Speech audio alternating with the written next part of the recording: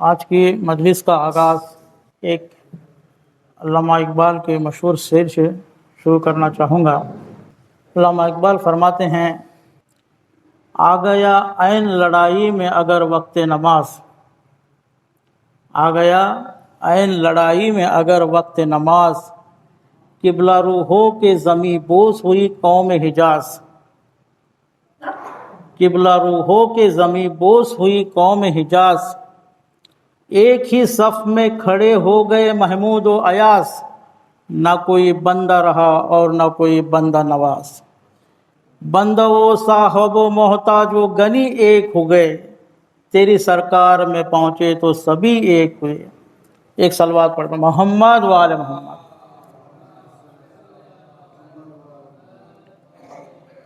اس شعر کا مفہوم یہ ہے کہ علامہ اقبال فرماتے ہیں کہ تیری بارگاہ میں، تیری سرکار میں کوئی الگ الگ نہیں ہے، کوئی اونچ نیچ نہیں ہے، کوئی امیر غریب نہیں ہے، کوئی خاندان نہیں دیکھا جاتا، کوئی بڑا چھوٹا نہیں دیکھا جاتا، کوئی غریب امیر نہیں دیکھا جاتا، کوئی کیا ہے نہیں دیکھا جاتا۔ جب صف باندھی جاتی ہے، جو پہلا آئے گا وہ آگے رکے گا، اس کا پوسٹ نہیں دیکھا جائے گا۔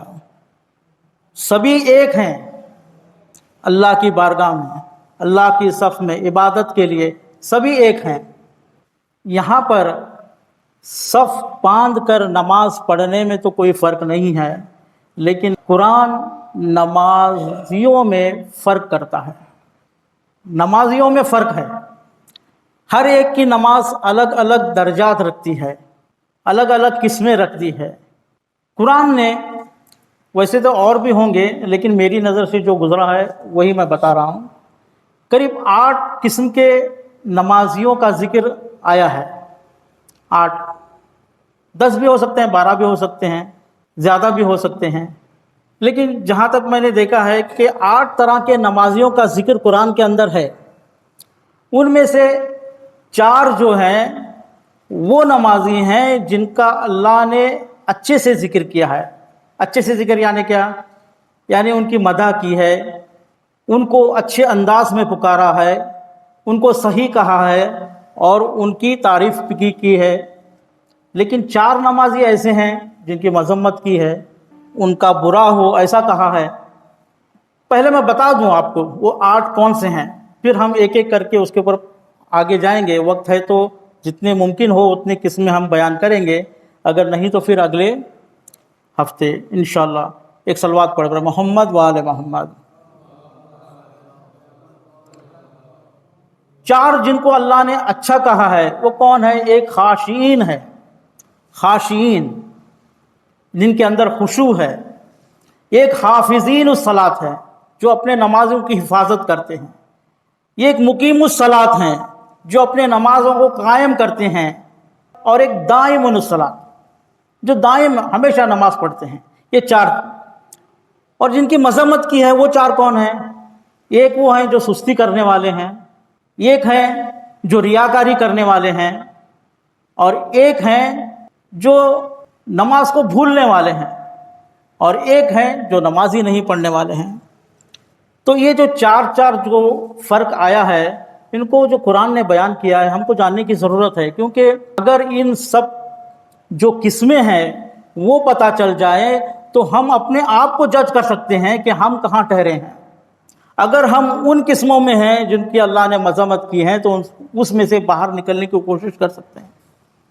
تو لہٰذا ہم جانتے ہیں، دیکھتے ہیں کہ قرآن ان کے بارے میں کیا کہتا ہے۔ ایک صلوات پڑھ محمد و آل محمد۔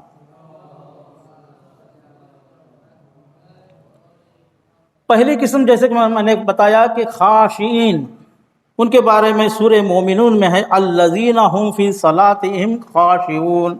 وہ لوگ ہیں جو نماز میں خشوع و خضوع کرتے ہیں۔ انسان کے اندر خشوع و خضوع کب آتا ہے؟ جب وہ پوری اللہ کی معرفت کے ساتھ، پورے اللہ کے تقوی کے ساتھ، اللہ کے ڈر کے ساتھ، اللہ کو جانتے ہوئے، اللہ کو حاضر و ناظر جانتے ہوئے اس طرح نماز پڑھے کہ اللہ اس کو دیکھ رہا ہے، اس طریقے سے جو خشوع و خضوع کر کے نماز پڑھتے ہیں۔ اور پھر وہ جو نماز میں کھڑے ہوتے ہیں تو ان کا دھیان ادھر ادھر نہیں رہتا۔ ویسے دو رکعت بھی نماز خشوع و خضوع سے پڑھنا ہمارے لیے مشکل ہے، کئی طرح کے خیالات آتے ہیں، لیکن خاشعین کی نماز کیسے ہوتی ہے کہ امام زین العابدین علیہ السلام، اللہم صلی علی محمد وعلی، نماز پڑھ رہے ہیں اور زلزلہ آ رہا ہے، امام زلزلے کی پرواہ کیے بغیر اپنی نماز ادا کر رہے ہیں۔ جب نماز ختم ہوتی ہے تو لوگ پوچھتے ہیں یا مولا زلزلہ آ رہا ہے، سب لوگ بھاگ رہے تھے، آپ نماز پڑھ رہے تھے، تو مولا فرماتے ہیں کہ میں اسی کی نماز پڑھ رہا ہوں جس کے قدرت میں زمین و آسمان ہے، اسی کی نماز پڑھ رہا ہوں جو زمین کو ہلا سکتا ہے۔ تو دیکھیں یہ خشوع، اور مولا علی کا قصہ تو آپ جانتے ہیں کہ جب مولا کو تیر لگا تھا اور لوگوں نے نکالنا چاہا تو مولا کو بہت درد ہوتا تھا، رسول خدا نے فرمایا کہ ان کو اس وقت نکالو جب وہ نماز پڑھتے ہوں۔ اب نماز میں کھڑے ہیں کہ تیر نکالا گیا لیکن پتہ نہیں چلا، مولا کو پتہ ہی نہیں چلا کہ تیر نکالا گیا۔ اب تیر تو آپ جانتے ہیں کہ وہ آگے سے کس طریقے سے رہتا ہے اور جب کھینچا جائے تو کتنا درد ہوتا ہے، لیکن ذرا بھی درد نہیں ہونا اس کا مطلب یہ ہے کہ مولا کی بلند درجے کی نماز ہے۔ ہاں یہ ضرور ہے کہ ہم ویسی نماز نہیں پڑھ سکتے، لیکن یہاں پر میرا کہنے کا مطلب ہے کہ جتنا ممکن ہو سکے ہم کو چاہیے کہ ہم اپنی نمازوں میں خشوع و خضوع پیدا کریں۔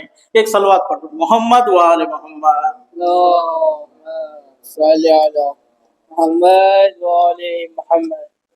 دوسری، حافظ الصلاۃ، نماز کی حفاظت کرتے ہیں۔ نماز کی حفاظت کرنا یعنی کیا؟ نماز کے شرائط کی حفاظت کرتے ہیں، نماز کے وقت کی حفاظت کرتے ہیں، نماز کو وقت پر بجا لاتے ہیں۔ ان الصلاۃ کانت علی المؤمنین کتابا موقوتا، نماز مومنوں پر وقت کے ساتھ فرض کر دی گئی ہے۔ ایسا نہیں کہ ٹھیک ہے بعد میں پڑھ لوں گا، ابھی وقت ہے، ابھی تھوڑا جانا ہے بازار سے آنے کے بعد پڑھوں گا، ابھی بہت ضروری کام ہے، ضروری کام ہونے کے بعد پڑھوں گا۔ یہ حافظ الصلاۃ نہیں ہے، یہ وقت کی پابندی نہیں ہے۔ وقت پر نماز پڑھنا اور وہ بھی اول وقت۔ ایک قصہ میں آپ کے سامنے بیان کروں گا، اس سے آپ کو واضح ہو جائے گا کہ اللہ وقت پر نماز پڑھنے والوں کو کیا جزا دیتا ہے۔ یہ قصہ ملا احمد نراقی نے اپنی کتاب میں لکھا ہے۔ وہ فرماتے ہیں کہ نوروز کے موقع پر ہم سب کو ملنے جاتے ہیں ایک دوسرے کو، تو میں اپنے والد کے ساتھ، والد کا نام ملا مہدی نراقی، 18 سینچری اور 19 سینچری کے بیچ میں ان کا زمانہ گزرا ہے، اور بہت سی تصنیفات ہیں ان کے، بہت سی کتابیں ہیں۔ تو ایک کتاب میں یہ لکھتے ہیں کہ میں اور میرے والد اور اپنے ساتھیوں کے ساتھ وہ اسی طرح اپنے دوستوں کو ملنے کے لیے گئے، جیسا ہوتا ہے نا رمضان میں، بقرعید میں ہم لوگ اپنے اپنے دوستوں کے گھر، اپنے رشتہ داروں کے گھر ملنے کے لیے جاتے ہیں اور ایک دوسرے کو مل کر مبارکباد دیتے ہیں۔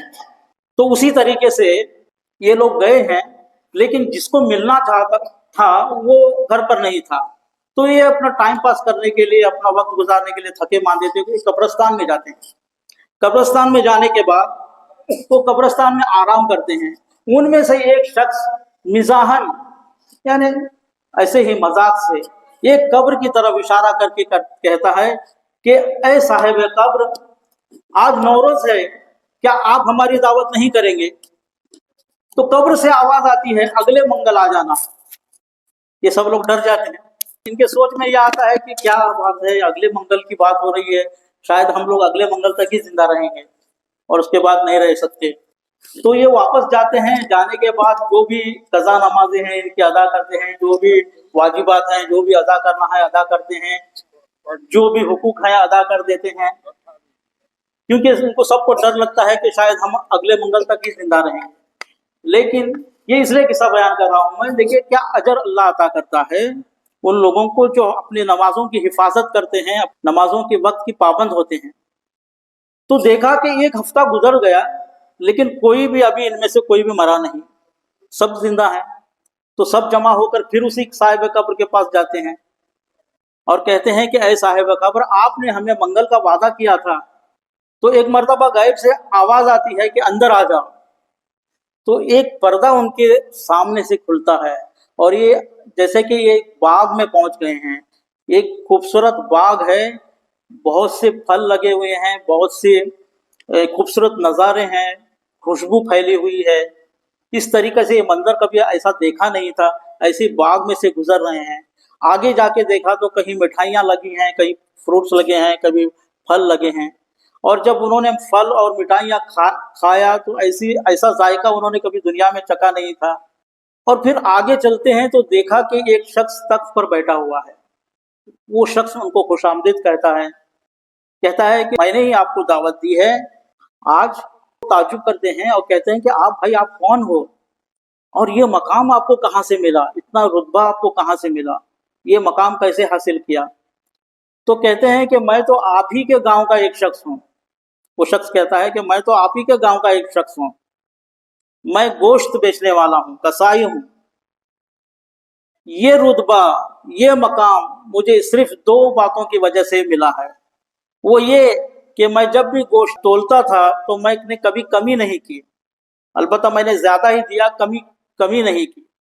और कमी करने वालों के लिए बहुत सख्त कुरान में मजम्मत की गई है, ला तुक्सिरुल मीज़ान, मीज़ान में कमी मत करो। अभी मैंने गुज़िश्ता मंगल को हम लोग बाजार में गए थे, तो वहाँ पर कुछ फल रहे थे, तो वहाँ पर वो फल तोलने वाला तोल रहा था, तो कमी महसूस हुई। तो पता चला कि वो भुट्टी जो रखते हैं उसका मेजरमेंट उसने निकाला ही नहीं था। तो अभी वो तो काफिर है, उनको तो ये बातें को पता नहीं है, लेकिन मजम्मत, बहुत सख्त मजम्मत की गई है, ला तुक्सिरुल मीज़ान, तुम मीज़ान में कभी मत करो। तो एक बात। दूसरी क्या है? दूसरी एक वो कहता है कि जब भी नमाज का वक्त होता था और मुअज्जिन अज़ान देता था तो मैं ये नहीं देखता था कि किसी तराजू में गोश्त रखा भी है या नहीं, मैं फौरन उसको छोड़कर अपनी नमाज पढ़ने के लिए जाता था। यानी वक्त का इतना पाबंद था। इसकी वजह से अल्लाह ने उसको ये मकाम अता किया। एक सलवात पढ़ रहा, मोहम्मद व आले मोहम्मद।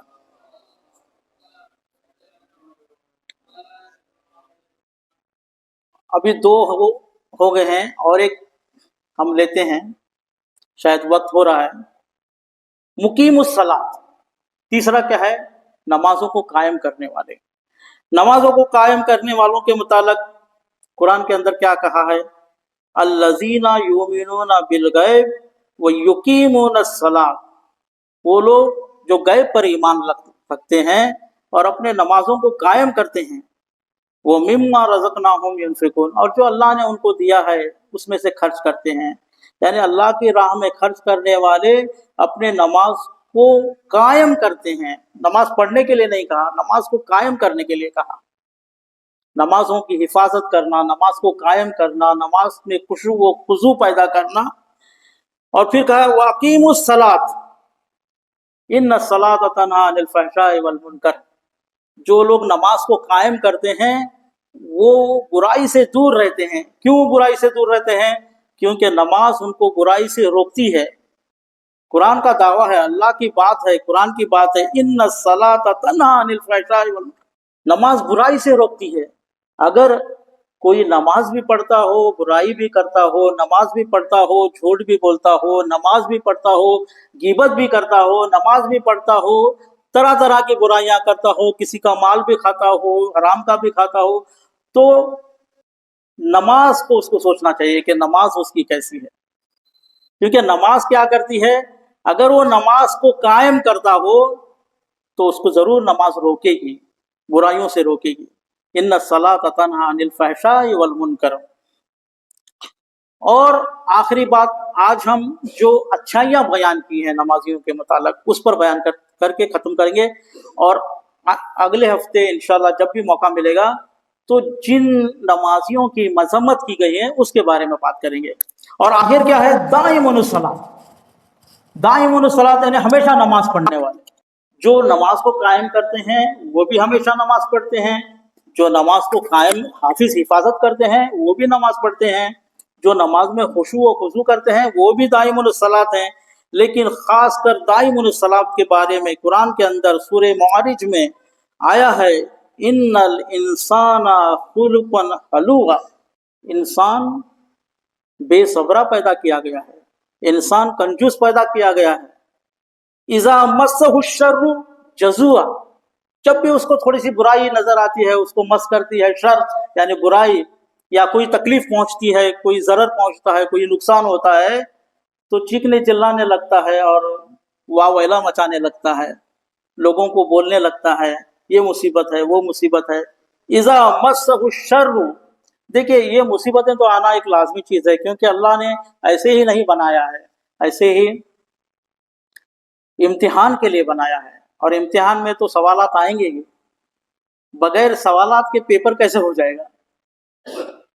ام حسبتم ان تدخلوا الجنت، کیا تم سمجھتے ہو کہ جنت میں داخل ہو جاؤ گے، جبکہ اللہ نے تم کو ابھی جانچا نہیں، پرکھا نہیں، تمہارا جہاد دیکھا نہیں، تمہارا صبر دیکھا نہیں، تو سوالات تو آئیں گے۔ وَإِذَا مَسَّهُ الْخَيْرُ مَنُوعًا، جب اچھائی پہنچتی ہے، جب فائدہ ہوتا ہے، مالدار بنتا ہے انسان، تو پھر دوسروں کو دینے سے منع کرتا ہے، اللہ کی راہ میں نہیں خرچ کرتا، جو واجبات ہے ادا نہیں کرتا، جو حقوق ہے ادا نہیں کرتا، جماتا ہے، جمع کر رکھتا ہے، جمع کر رکھنے والوں کے لیے بھی قرآن نے بہت بڑی مذمت کی ہے۔ الا المصلین، لیکن مصلین کون سے مصلین؟ الا المصلین الذین هم عن صلاتهم دائمون، وہ جو اپنی نمازوں میں دائم رکھتے ہیں، قائم ہوتے ہیں، یعنی ہمیشہ نماز پڑھتے ہیں، وہ لوگ یہ سب ایسا نہیں کرتے، ان کے بارے میں چھوٹ ہے، یعنی ان کے استثناء کیا گیا ہے، اللہ کہا گیا ہے، وہ نہیں کرتے۔ لیکن اگر ایسی نمازیں ہیں جن میں خشوع ہو، جس میں حفاظت ہو، جس میں دائمیت ہو، جس میں مقیم الصلاۃ ہو، تو ایسے نمازی جب ان کو ملتا ہے تو اللہ کی راہ میں خرچ کرتے ہیں، اور جب نہیں ملتا یا کوئی نقصان پہنچتا ہے تو صبر کرتے ہیں۔ ایک صلوات پڑھنا محمد وآل محمد۔